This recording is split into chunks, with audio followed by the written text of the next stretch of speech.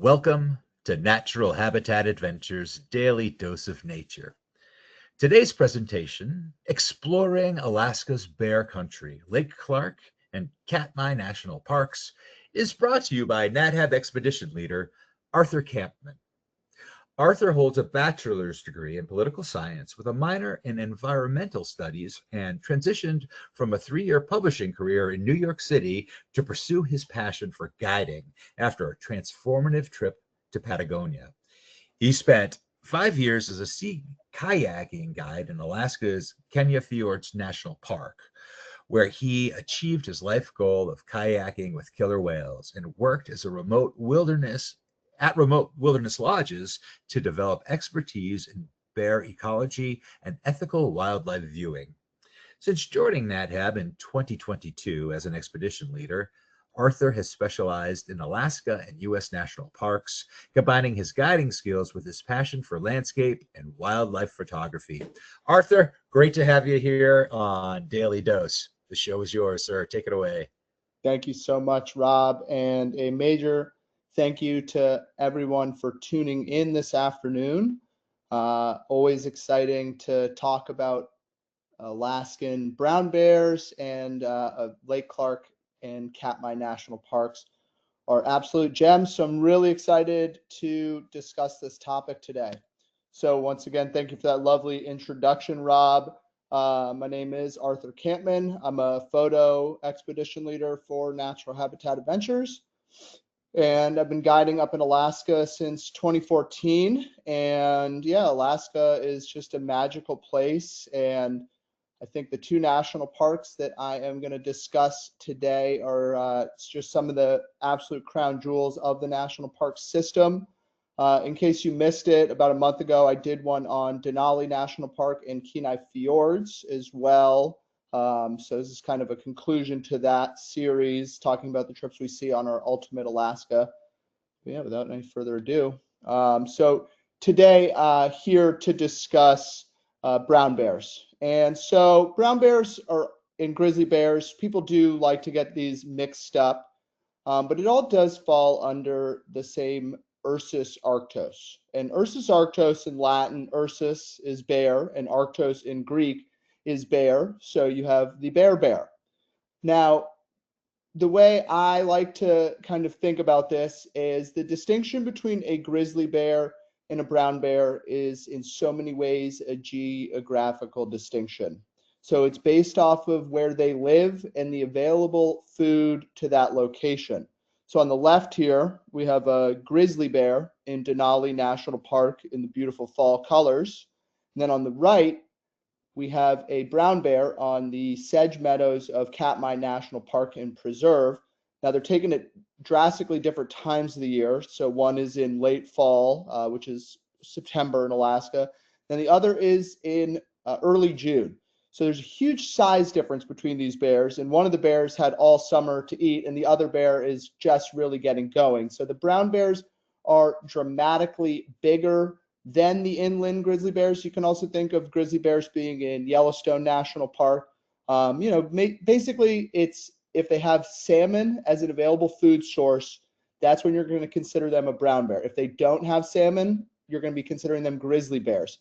And size plays a huge role here. So as you can see with the bear on the right, kind of looks like a linebacker for a football team. This bear can get up to 1,500 pounds towards the end of the summer season. And the females are going to be roughly 700 pounds. Now that's dramatically different for the grizzly bears. The grizzly bears are going to be basically about 600 pounds would be a huge Denali grizzly bear. And the females are going to be about 400 pounds. And just so much of that comes to food source. And so these Denali bears, they're really relying on roots, berries, the occasional Arctic ground squirrel. Now, there are a couple other differences. Coloration does play a big role, and I think this photo does signify it well. The grizzly bears do kind of have a lighter color, especially on the tips of their coats. The claw length on the grizzly bear is going to be bigger just because the grizzly bears have to dig a lot more than the brown bears. The brown bears don't necessarily do as much digging. They do some digging for clams and whatnot, but the grizzly bear really does depend on that digging.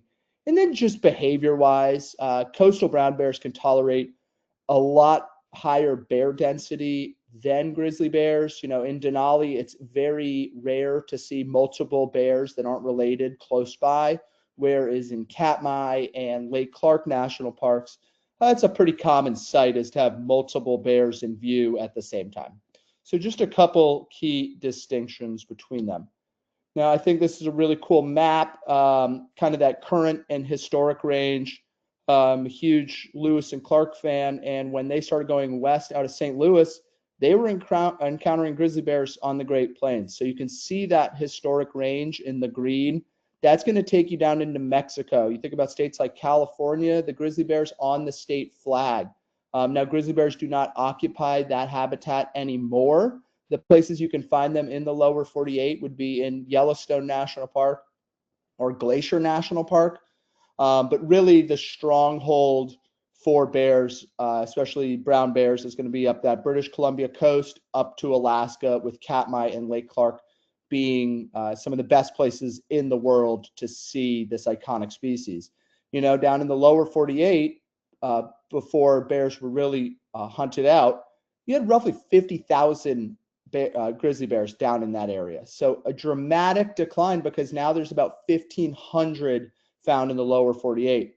Now, Alaska has a lot more than that. There's roughly 30 to 35,000 brown bears in Alaska. So that's kind of representing 85 to 95% of all the brown bear species, or brown bears in the United States. So Alaska is definitely that stronghold for bears in the United States.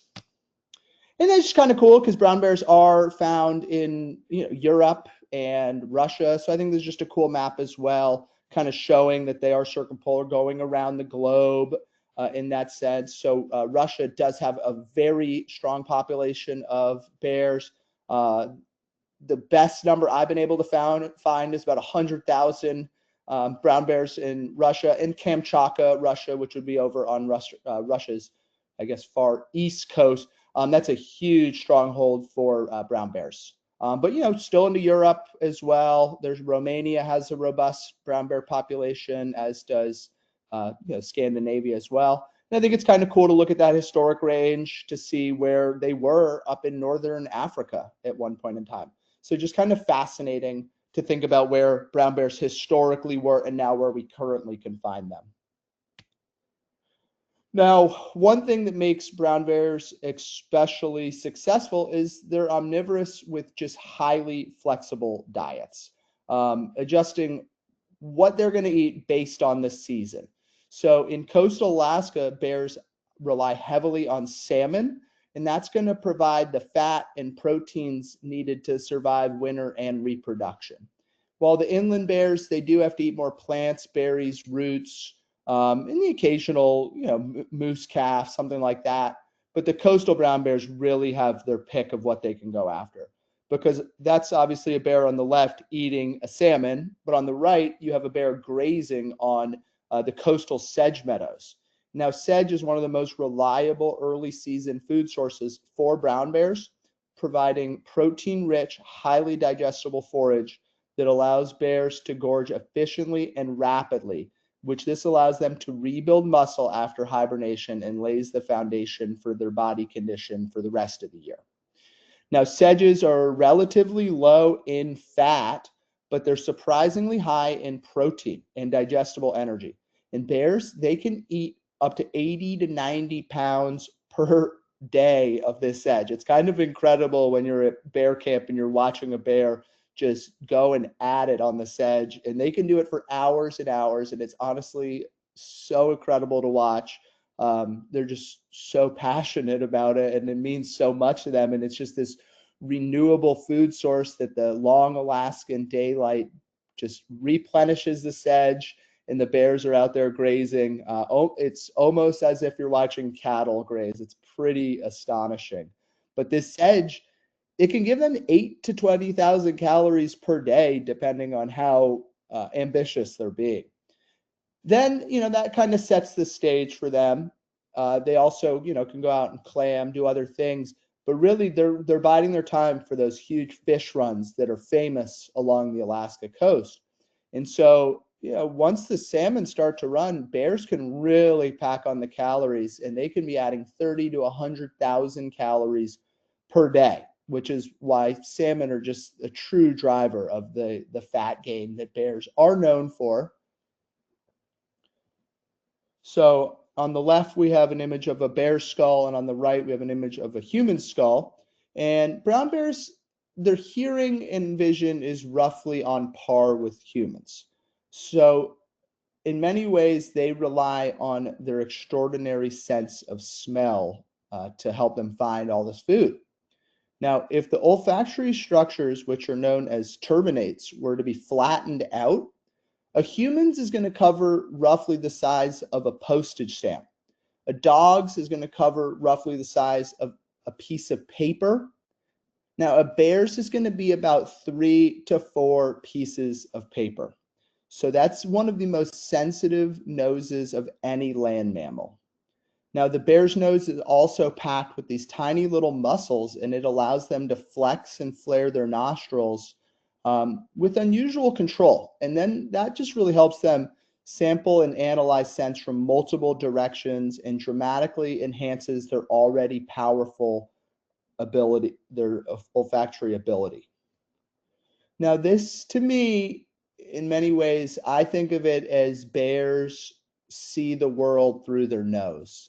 And it's really fun. One thing when I'm guiding trips, I love to have people observing is to watch their nose, especially if they're, out in the sedge meadows and another bear showed up, because they can smell that threat, or they can smell the pulse of salmon that's coming up Horn Creek. Or I love to watch the bears sitting at the top of the Brooks Falls, and their noses are constantly moving. So it's something that we have the ability to observe when we're on these amazing trips in Lake Clark and Katmai National Park. Now, brown bears, the ones we were going to find in Lake Clark and Katmai, they're really just following this annual rhythm of food availability, reproduction, and climate. Their year begins, it's in the springtime. They're emerging from their dens after 5 to 7 months of hibernation. Females with cubs, they're going to come out a little bit later because the big boys are out, and so that's a lot of danger for a young cub. And then by early spring, late spring, early summer, food becomes a huge priority, and that is just where all their attention is getting driven. And that's life for them, because you have mating season, which also happens in late spring, early summer.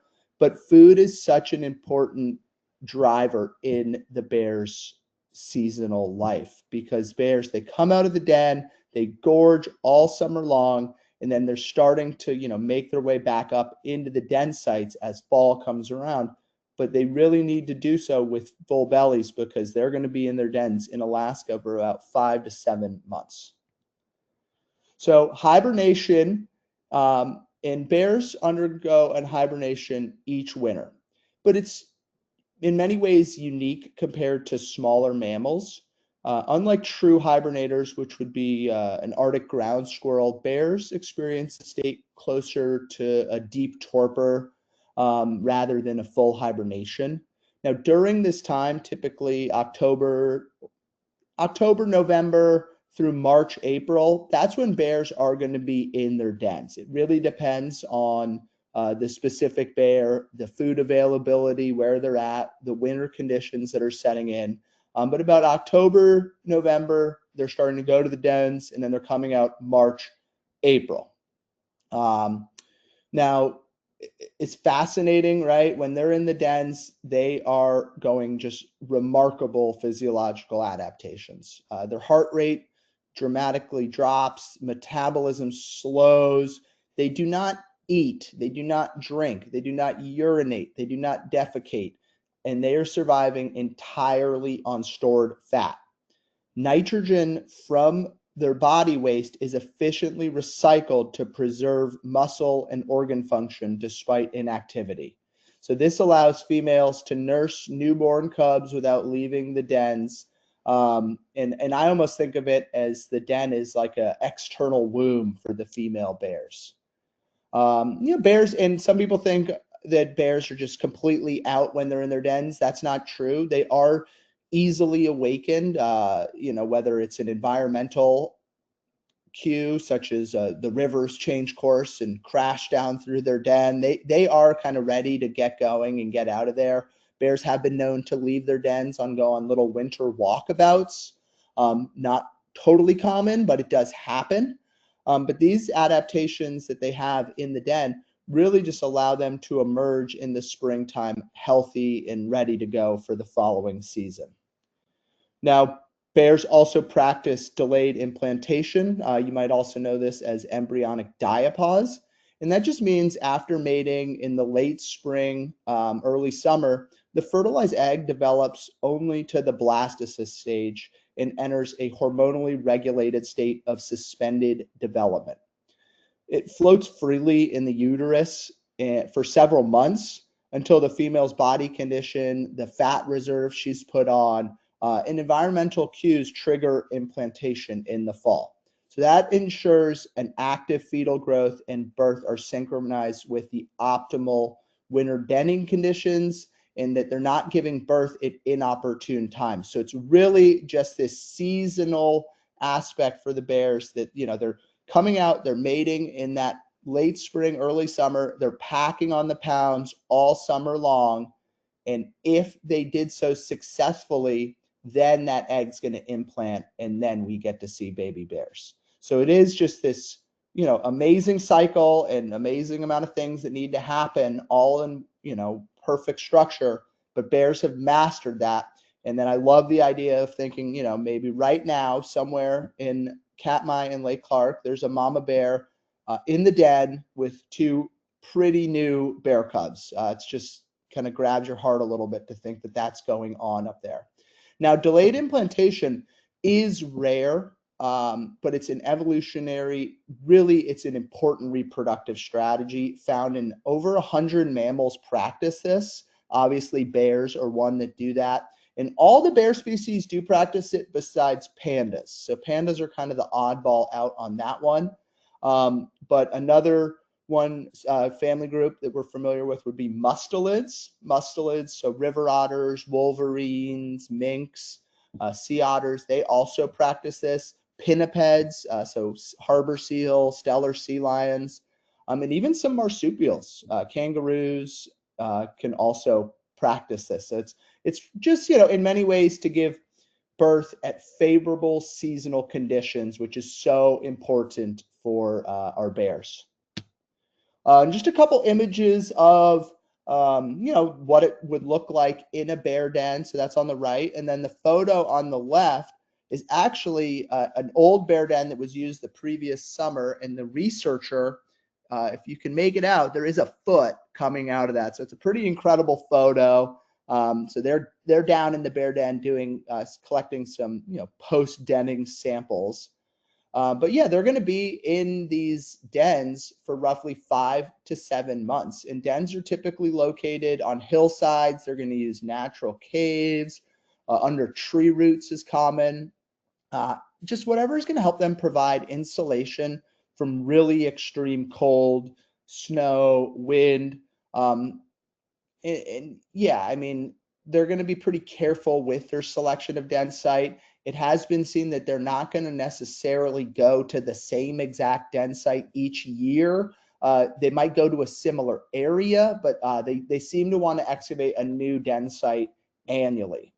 Now, as fall progresses, brown bears are typically going to move upslope because once they go higher up in the mountains, the weather conditions are more consistent. You're not going to have a warm spell wake them up randomly on the beach in Chinitna Bay. So they're going to be up, anywhere 5,000 to 3,000 feet in elevation. They frequently prefer the north-facing slopes where the temperatures are cooler and you have deeper, more consistent snowpack. That being said, they will den on south-facing slopes. They're going to take advantage of what is available. especially a year like this where the snowpack has been pretty high in Alaska thus far this year. In their dens, like the photo on the right shows, they're going to consist of a short entrance tunnel, often 3 to 6 feet long, and that just leads into a small chamber, which is big enough for the bear to turn around and curl up, and that just helps them conserve heat in there. And they do small kind of bear yoga inside their den just to keep those muscles moving, which is kind of another adorable thing to think of. And, you know, bears are just physiologically so unique in the sense that if we were to go into the den like a bear does, I know it does sound nice to kind of curl up for 5 to 7 months, miss the tough winter season, but it wouldn't work well for us now, because if we were to do that, we would go into the dens and we would lose about 50% of our muscle mass. Whereas for bears, they're going to lose about 20%. If they're a female with cubs, they might lose a little bit more. So that is just physiologically so unique and so incredible to think that this animal just goes out all summer long, packs on the pounds, takes care of business, and then is able to go up into the mountains, sleep it off, and then wake up and get to do it all over again. And it's so unique that actually NASA is currently studying these animals such as bears and Arctic ground squirrels for their hibernation biology. They're drawing inspiration from how these animals naturally slow their metabolism and preserve muscle and bone density during these long periods of inactivity. And so often people will say, oh, bears are hibernating or bears are in torpor. If you look at the definitions, so for hibernating, extreme changes in body temp, breathing, heart rate, and metabolism, it lasts for months. The example of a true hibernator is going to be an Arctic ground squirrel. And, you know, when researchers are studying ground squirrels, they are so asleep that they can literally pass them around and they don't wake up at all. Wouldn't go well if you were doing that with a bear. And then for torpor, you know, your example for torpor is going to be like a hummingbird. It lasts 24 hours to just a few weeks. It's a reduced body temp and metabolism. So, you know, a lot of us bear guides, we find that bears are somewhere in the middle of this. There's not really a term for what bears are doing. So I kind of like extended dormancy. But yeah, they're just in the dens, taking really that lack of food that's out there is a major driver for them going up into their dens. All right. So now I'm going to shift gears. I've covered the star of the show. Now I get to talk about these incredible national parks, Lake Clark and Katmai. So Lake Clark National Park and Preserve was established in 1980 under the Alaska National Interest Lands Conservation Act, and that's ANILCA. So I'm going to refer to that as ANILCA from now on. So ANILCA protected this beautiful national park, and it is over 4 million acres of wilderness in Southwest Alaska. Now, if you have been to Lake Clark National Park or you are planning on going, I think one thing that quickly grabs everyone's attention is the stunning beauty that is out there. The flight over that we take from Homer, you know, you have the opportunity to just see such pristine wilderness and volcanoes and just incredible stretches of coastline where our bear camp is situated. So ANILCA, that amazing act that helped protect Lake Clark, it protected over 104 million acres of land in Alaska. And so that's about 28% of the entire state of Alaska. So a tremendous amount of land was protected during ANILCA. Thank you to Jimmy Carter on that one. Now, ANILCA also established 57 million acres of wilderness. And so that is the highest level of federal land protection. So this was such an important act, and I should probably do a daily dose on ANILCA and ANCSA because they're so important. I don't have time to go into the weeds on it. But those acts helped establish both the national parks and a lot of the national parks in Alaska. So Lake Clark was established, like the name Lake Clark comes from a 19th century American trader, John W. Clark.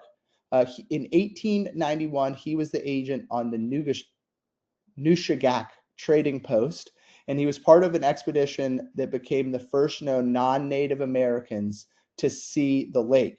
So the Lake Clark itself is in the interior portion of the park. So if you go out to bear camp with us, we don't go over there because it's still very far away from where we are. I have had guests go there separately after going to bear camp.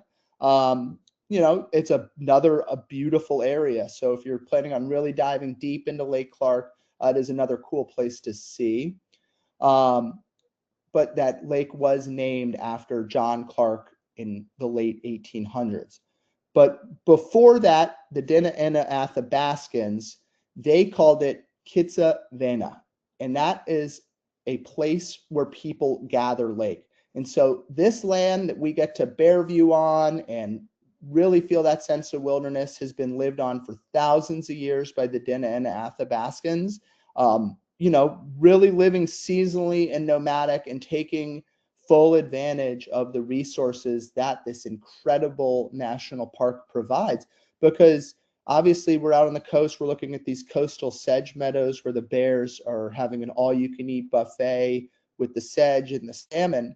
But there's so much more to Lake Clark because, where we're at is Chinitna Bay. It's just this beautiful bay. You can have sea otters swimming in. So it is just this beautiful interconnected ecosystem of mountains, rivers, lakes, tidal estuaries. And that's, obviously one thing we've learned over time is that animals need space to thrive and survive. And that's why Lake Clark is such an incredible place to get to experience because of its remoteness. Now, the way we arrive out to bear camp, if you do plan on joining a NatHab trip to Lake Clark National Park, is we take wheeled planes from Homer, Alaska, and the flight is going to be roughly 45 minutes to an hour, depending on scenery and conditions. But it's so cool because you take off out of the Homer airport and then you fly over the beautiful Cook Inlet. The moment you're on the Cook Inlet, it's nothing but nature ahead of you, and you're just in store for an amazing trip. You make your way over to that Lake Clark coastline, and then you weave down to the beach, and then you're looking for a runway. It doesn't exist because you're going to land on the beach, and that's what those amazing Tundra tires are for. And we fly with just the best company out of Homer, just such a great, safe pilots. I love flying with them. So it's a great way to arrive, and you're greeted by our fabulous bear camp team, and they're just the loveliest humans. So it's just a really amazing place to arrive at. And this year we have our brand new cabins out at bear camp. So quite an endeavor to put in cabins out at Lake Clark, from what I've heard. But it's going to pay off big because I think everyone's going to just be so comfortable out there that we're just going to get to go out and look at bears all day and get to come back to just delicious meals cooked up by the chef, warm hot coffee. Caprice is always on that. So you just have nothing to worry about when you're out there, especially now. I mean, it's just amazing, the transformation to see it. And I'm so proud of the team for getting it done. It looks incredible. Now, when we're at Lake Clark, there are just so many different viewing methods, and I think that's a really cool thing. One thing that I find people are sometimes surprised about is in the middle of the day, you will find a couple other bear viewers there, but to me, the beauty of our camp is we have 2 private viewing sites, so no one can go to those, but mornings and evenings are just magical because there's nobody out there, and yeah, you got to share it with maybe a couple other bear viewers in the middle of the day, but they can't go to our private sites. So you have a lot of different places we can view bears from, and definitely those mornings and evenings, just something so special happens out there. And I love when we're at bear camp, we go out for so many different types of viewings. So you'll go out for a morning viewing, an afternoon viewing, and a post-dinner viewing. So that's 3 viewings a day. So you really can just fill your cup on bears. And I know everyone who goes out there just falls in love with the place. And this is just a view from our other private area on the platform. So we have a really cool raised platform with Horn Creek right behind it. And it's a really unique area because the bears are transitioning from the meadow out to the beach. One thing, bears are great at taking naps, but they're also great at moving. So they're going to move around a lot. And so always have to be ready. And so this was taken at really high tide in Horn Creek, so we're able to get cool reflections. And yeah, just fantastic photography opportunities. Another thing I love is at low tide, camp set right out on the beach. So at tide, the low tide, it goes way out there, and the bears follow that rhythm, that seasonal rhythm I was talking about, and they're going to follow that out because their noses are bringing them towards those razor clams. They are a delicacy for the bears, and it's so fun to watch the bears go clamming because they go out there with their long claws, just dig, dig, dig, and then each bear seems to have its own method on how it chooses to eat said clam. Some bears are just eat the whole clam. Some bears are really slice it up, get in there, get the good stuff out. Kind of fascinating to observe that aspect of it. And then we do have seasonal salmon pulses that come in early August, so the month of August. There are some salmon runs out at Bear Camp as well, and that'll bring you out to some other different locations in Chinitna Bay to look for the bears fishing salmon. And that's really fun. I find August is a really unique season out at Bear Camp because the bear densities aren't as high as June or July when there's just bears eating the sedge, but you have these incredible moments out there when the bears are fishing salmon. And then obviously with our long daylights in Alaska, August, you could start to get some magical sunsets and sunrises, and that is just killer for bear photography. But it is fun to watch them fish salmon out on Horn Creek as well. And then, one thing, people are always looking for other wildlife when we're out there. Great birding out at Lake Clark. You get a lot of seabirds. I've seen red-throated loons, common loons. We get a lot of swallows that come in the early season, and then just a wide variety of eagles, other really cool birds, a lot of shorebirds as well. So if you're a birder, that's a great spot. I know a lot of people have gotten some lifers out there. And then foxes. The foxes are around. I would say not every trip is going to see a red fox. That being said, they are around in that area, and they're incredibly adorable. So we love the red foxes out in Chinitna Bay.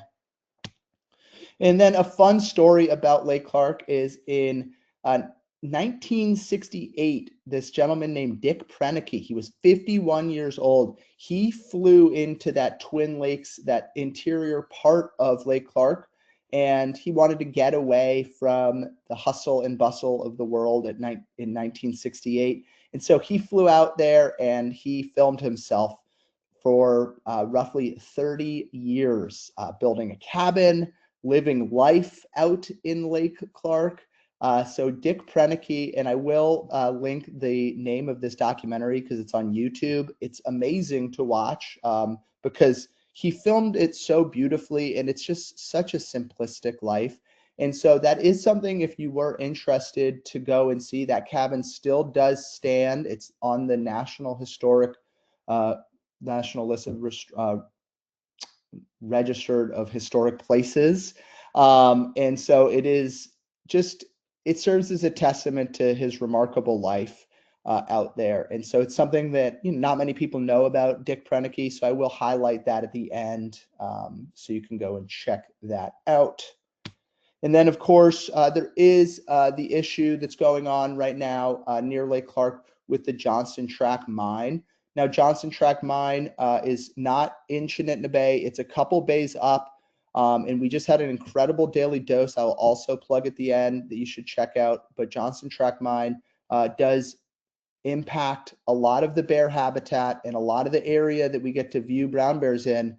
And so, it's an important thing we need to keep our eye on right now. So I definitely recommend watching that Canaries of the Sea daily dose that aired last week. They did a great job, the Cook Inlet Keepers. And so I will plug that at the end as well.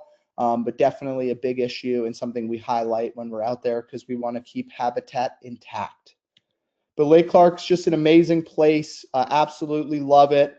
So definitely should be on your list. If you visited Katmai before, I think bear viewing in Lake Clark is incredible, especially Chinitna Bay. You can get some really amazing landscape and bear photography shots. So we are on to Katmai National Park and Preserve. This is an image I'm sure a lot of people are familiar with. This is a bear catching a salmon at the top of Brooks Falls. So Katmai National Park and Preserve is one of the wildest and most geologically dramatic landscapes in North America. It was first protected in 1918 as Katmai National Monument to preserve the aftermath of the 1912 Nova eruption. And so this is the largest volcanic eruption in the 20th century.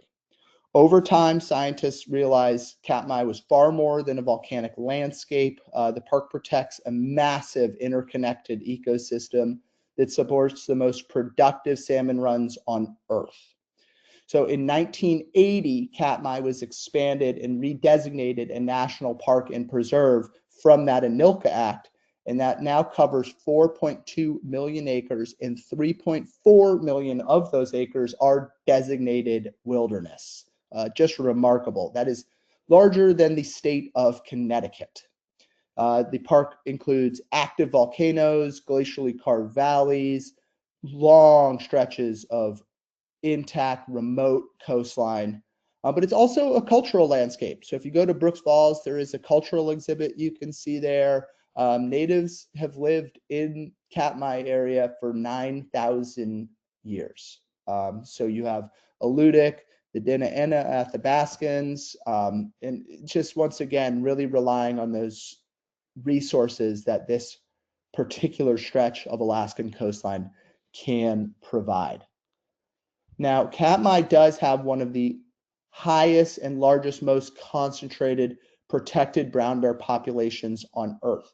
Current estimates in Katmai are going to be roughly 2,200 brown bears live within Katmai's boundaries.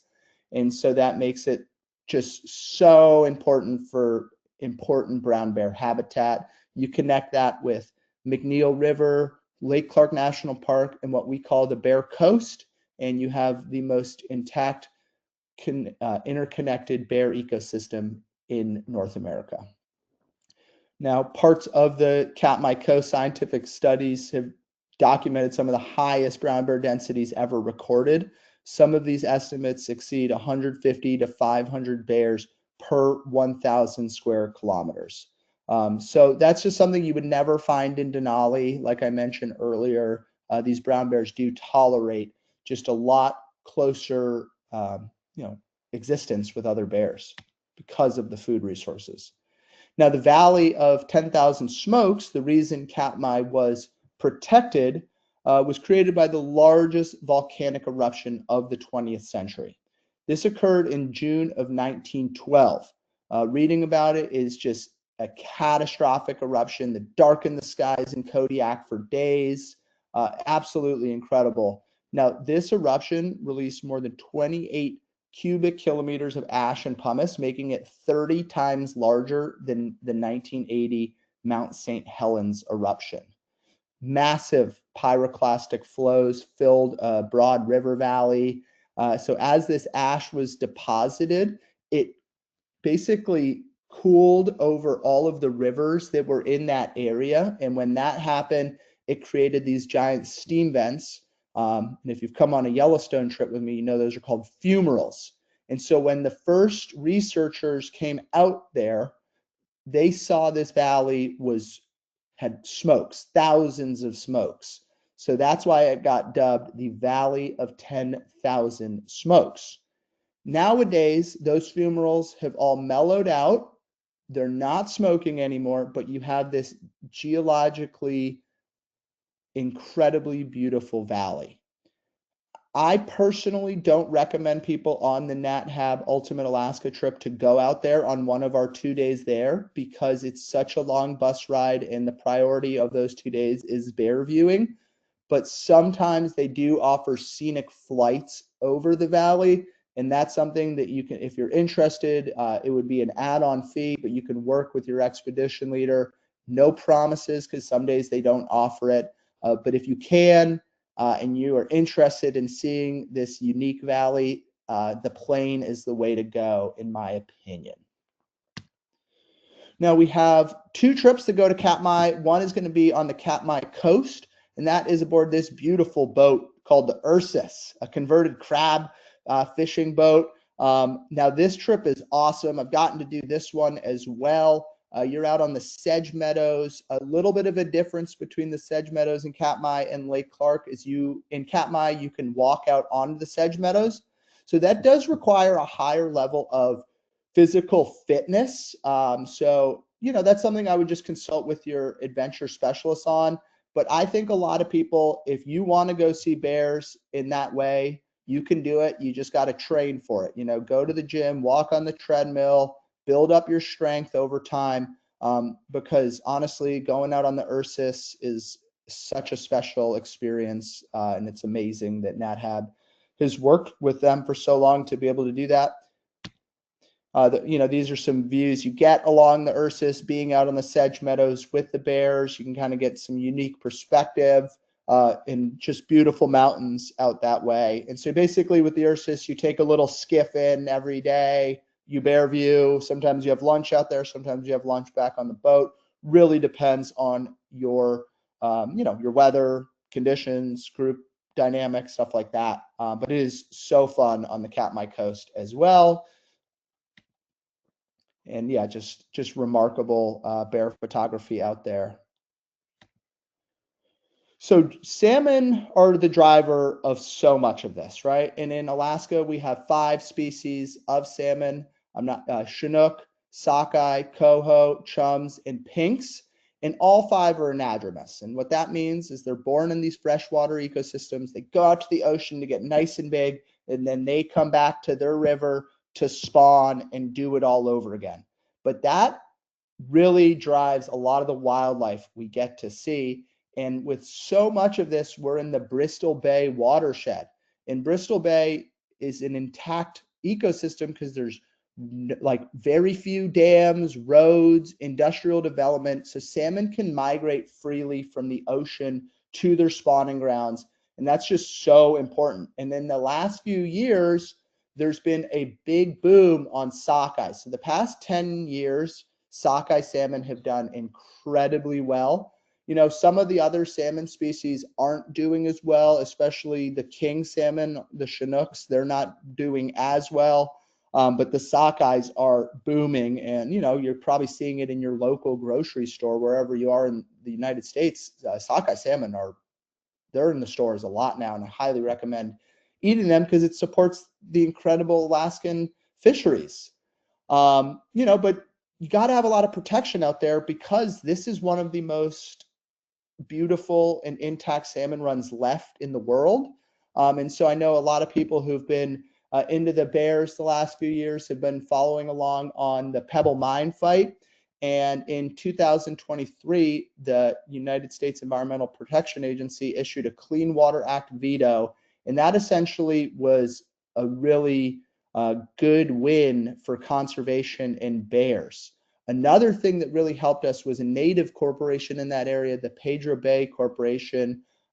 They put about 44,000 acres into a land conservation, so a land easement, and that blocks critical access to the minerals that gold, copper, and molybdenum that they want to get out of Pebble Mine out to Cook Inlet.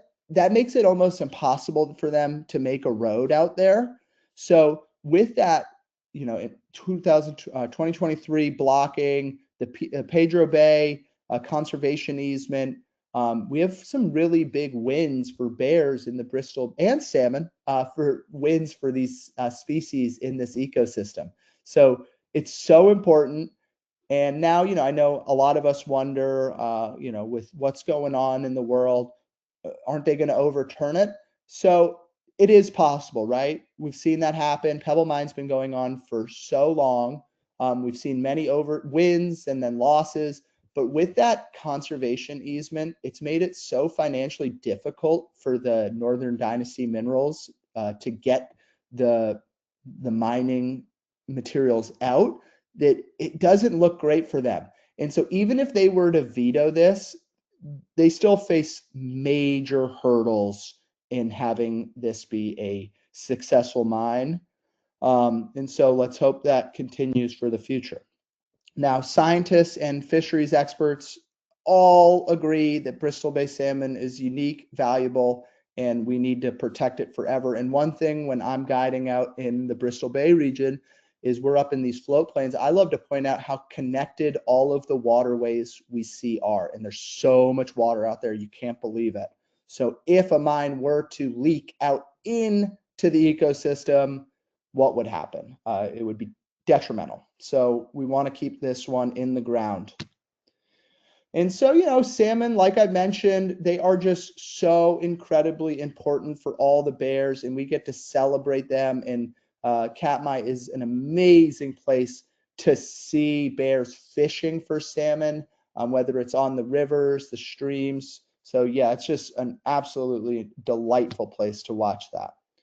So at Brooks Falls, that is a part of what we call Brooks Camp. And it is funny. I think when a lot of people are expecting Brooks Camp, Brooks Lodge to be this magnificent lodge situated in Katmai, it's pretty small, rustic place. We do on our Ultimate Alaska, we will eat lunches there, occasionally dinner, if that's what the day is calling for. But it's a pretty basic place. They got going in the 1950s with researchers and primarily fishing, because when first people were going there, the bears were not congregating at the falls like they do today, which is kind of shocking, right? We think, wow, well, there's fish running, the bears would be there.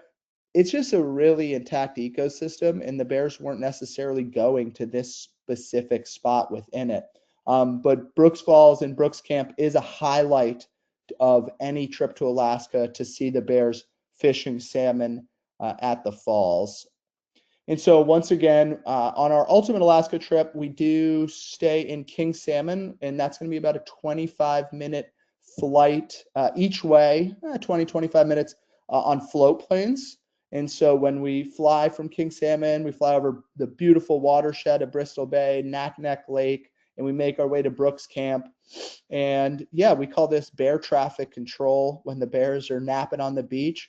This will surely delay an arrival or a departure, because obviously not going to get out of a float plane if 3 bears are sleeping right next to where I need to get out. But it is the bears world, and we respect that. But the float planes are so fun. Love that option of getting out to Brooks. That's really cool.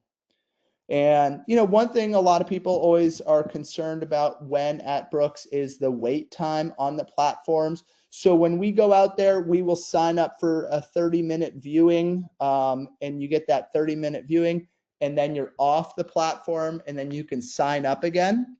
So in peak summer, definitely anticipate some wait time to get on the platform. And then, you know, just kind of be patient with it. As the day wanes on, we usually can get some more viewing out there.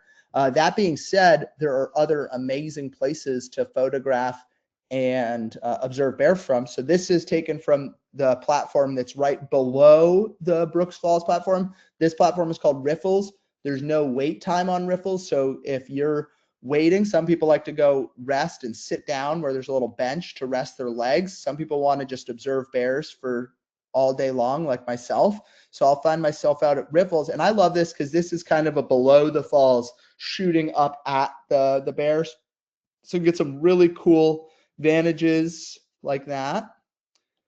Now, one thing that has absolutely driven a lot of people to Katmai is the emergence of Fat Bear Week. So the explore.org cams, I highly encourage you all to watch them throughout the summer, especially if you're, or, you know, watch the highlights. They are incredible.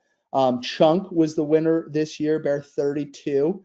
Now, Bear 32 did show up at Brooks this summer with a broken jaw, and he is a testament to, you know, perseverance. So he had a broken jaw, didn't look the best, kind of looked like someone with a broken jaw, but that didn't stop Chunk from eating a lot of salmon. Chunk did really well this summer, lived up to the name, and was voted the Fat Bear winner. Now, this was created in 2014, Fat Bear Week, and it has worked so well as a bear conservation tool. You know, more and more people get to participate in this. More and more people care about bears. That's the way I see it, and it's awesome. So if you've never participated, please do. Even cooler if you go and visit Katmai, and then you get to participate in Fat Bear Week voting. The weeks do change. So last year was September 23rd to September 30th.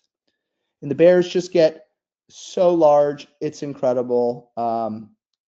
Kind of remarkable to see the transformation from July until September. A cool thing about that time of the year as well is this is something you can really only do in the late season, is try long exposure on the bears. And so as our fall trips come around, there are less fish there, but the bears are still around the falls, but they're being very patient. And so you can bring a tripod that time of the year because there's no wait time, a little less rules, and you can practice this long exposure technique, which is really fun out at the platform. You can try it in July, but the bears are moving around so much because the fish are just everywhere. So that's a big change that, I've tried it and I've had some success. If you're ever trying this and I'm not there to instruct you, cloudier days are more helpful for this. Sunny day is going to really blow it out and make it difficult. So you could try a polarizer in that sense. Other places to view bears at Brooks, there is a bridge right by the main lodge, and a lot of younger bears, even some of the older bears, moms with cubs like to hang out down there. And so you can get a really unique perspective looking down on bears. That's really cool. So I got this photo last summer, just locking eyes with the bears. It was having fun with salmon. And then you can also get some landscape shots. I personally think of Lake Clark as being a little more of a landscape and bear type of place, but Brooks Falls can also provide that. So you got, a couple bears hanging out on this peninsula, beautiful peaks in the back. Definitely, you're not just limited to shots at the falls for sure. All right, a couple of book recommendations and then some videos. So you got Bears of Brooks Falls. That's just a great book. Talks a lot about Nova Erupta, salmon, bears, In Wild Trust with Larry Allmiller, who worked out at McNeil State River Game Sanctuary, which is a really amazing place for bears. And you have Watch the Bear by Derek Stroneroff. He, in many ways, was one of the first people to go out bear viewing on the Bear Coast in the late 60s. So pretty incredible story from Derek there. So those three books, just a couple great reads if you're going up to Alaska. Then, a couple of videos. One Man's Wilderness, that is about Dick Proenneke, his time in Lake Clark National Park. The Bear Coast, which is an incredible NatHab film about bears and the importance of protected habitat. So love that one. And then the most recent one, The Canaries of the Sea, about that endangered beluga population in the Cook Inlet and the impact that the Johnson mine could have on them. So definitely check those all out. And any questions? All right, Arthur, thank you so much. So before we dive into the question section, I would like to remind everyone that if you do have questions, you can submit them via the question field in your control panel. Just go to the upper right-hand corner and click on those three lines, and it'll open up the fields. You'll see the questions there. So let me ask you this: Can you compare how a bear smells versus how a beaver smells? How are their abilities comparative? Oh, how their smell is? Yeah. Bears have a significantly better olfactory than a beaver. I don't have specifics on a beaver's distance, but I know in California they tracked a black bear going at a carcass, and it went 5 miles straight line at a deer carcass. So it could smell that deer from 5 miles away. I know that bears are in the top 10 of land mammals in the world in terms of olfactory sense. Gotcha. Thank you for covering that. So what happens when a bear's den is flooded with water? Do they move on, or do they wait for it to recede? What happens? Yeah, so it's a great question. That sometimes is a good indicator that spring is coming. And so some bears have actually, it's been observed where they den in areas where they preferentially choose an area where their den is going to flood because that wakes them up. Now, if that were to happen, say an abnormally early spring happens and they get out, they're probably going to re-den most likely, just because these brown bears are essentially going into the den because of a lack of available food. So they're going to go and find another den site. It might not be the most preferred den site at that point in time. They might just be kind of making do. But yeah, definitely a great question there. So I believe you said in hibernation, bears lose about 20% of their muscle mass. Yeah. Uh, Following hibernation, how long does it take for them to get that back? Yeah, it's interesting. Like you would think when they leave the dens, they're just famished, ready to go. They really kind of amber along, since they haven't gone to the bathroom in a few months, they kind of have to get rid of that first, and then they kind of start the foraging process. But I would say, if you go back all the way to that first slide, the brown bear versus grizzly bear, that bear was like maybe a month and a half out of the den. So like some of the bears, they come out of the den looking like bears you would find in the lower 48 going into the den. So these Alaska bears, they're incredibly fit. On average, it just really depends on available food source for them, but give them a few weeks to a month and they're going to be up and going and gaining a lot of muscle. They're just so seasonally timed in, because let's use Yellowstone, for example.